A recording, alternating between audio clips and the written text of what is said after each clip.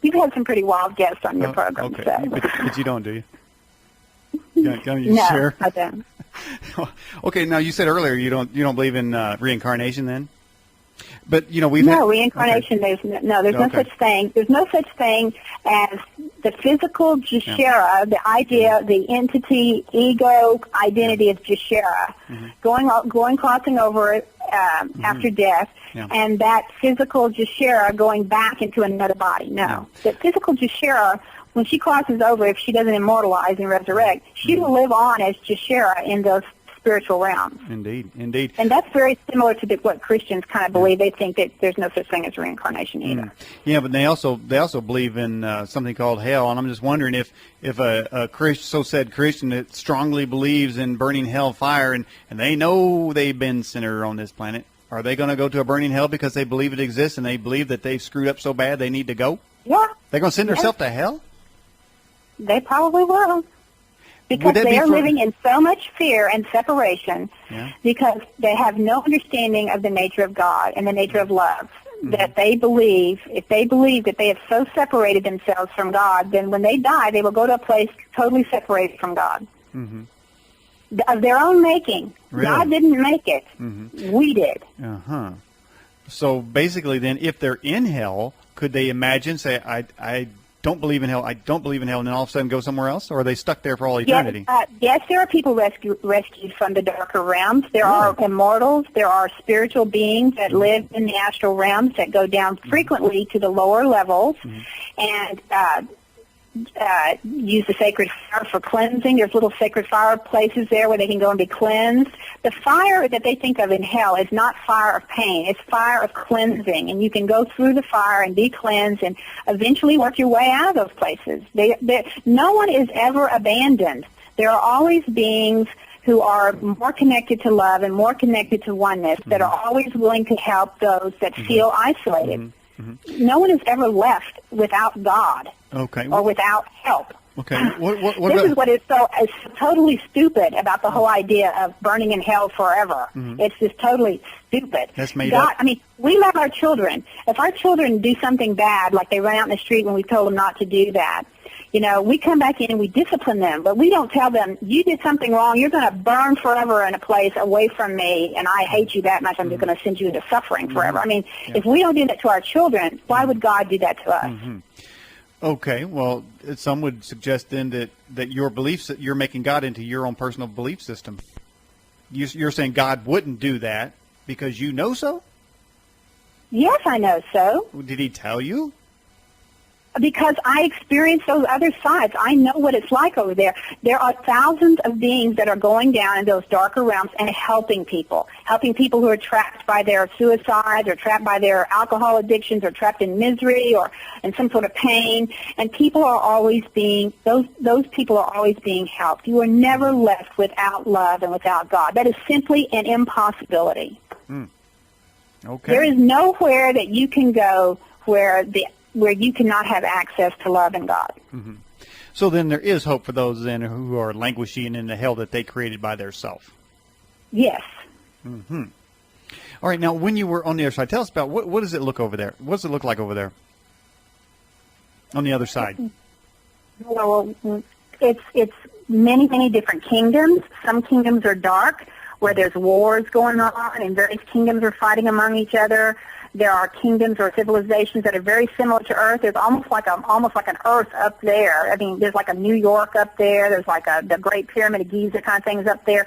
There are all these realities that we believe in down here. We've kind of moved them up there in a sort of a mass consciousnly because we mass believe in it. So the masses of belief have sort of created pockets of cities and civilizations. And, when a lot of people believe they die, they're going to go see their relatives, and they're going to go to a nice little place, and that's been created by a lot of people. Have you met someone up there that lives down here that later, say at a meeting or seminar or something, a book signing, you met them and you go, oh, hey, I saw you on the other side. Have you met anybody like that?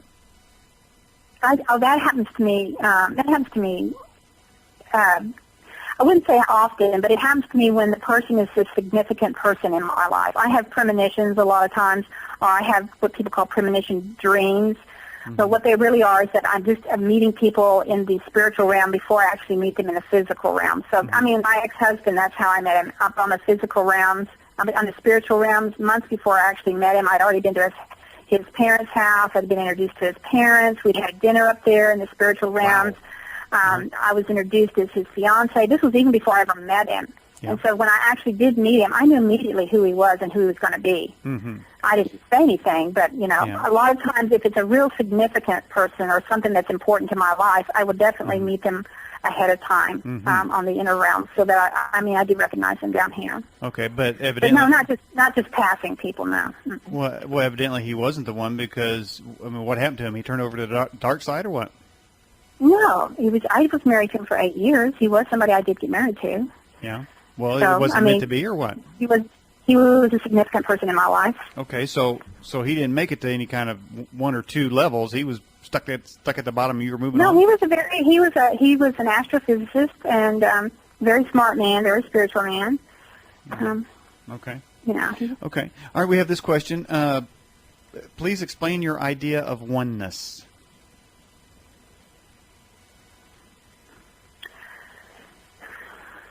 The basic explanation is a reality where separation does not exist.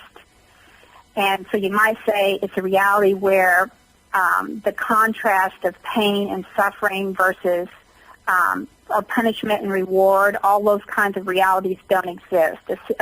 In a place of oneness or a place of total love, you don't have the yin and yang, that you have to have dark and you have to have negative in order to have light. That's a false reality. You do not have to have darkness, pain, and suffering in order to know love, goodness, and God. Mm-hmm.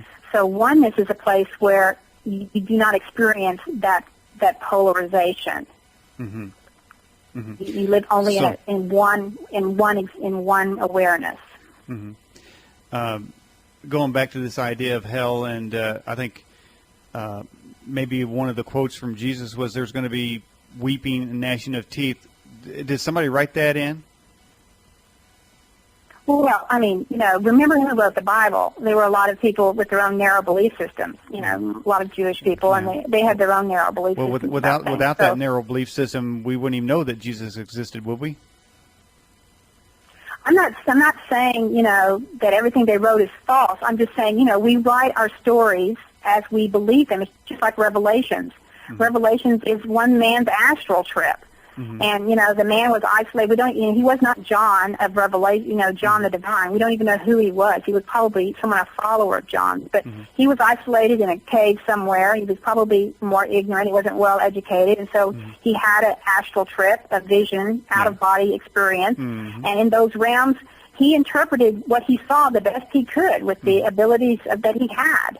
So I'm saying these people came from Jewish background with certain belief systems, and they also interpreted and wrote a lot of things according to their own belief systems. So, I mean, so, just take a look at it. Mentioning astral projection. I mean, just look at the Old Testament. It's full of a vengeful God.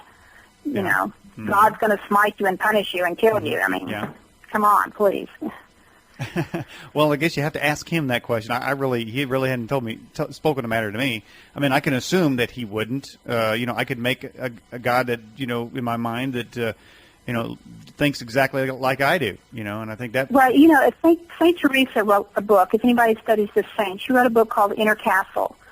And it's all about the various levels of awareness to getting to God. And she wrote to her nuns about that the outer fortress of the castle, all these people where there's gnawing and gnashing of teeth and all this separation, isolation, pain, and suffering. Yeah. And as you get closer into the castle to where the king sits, or God, which she calls the king, you begin to drop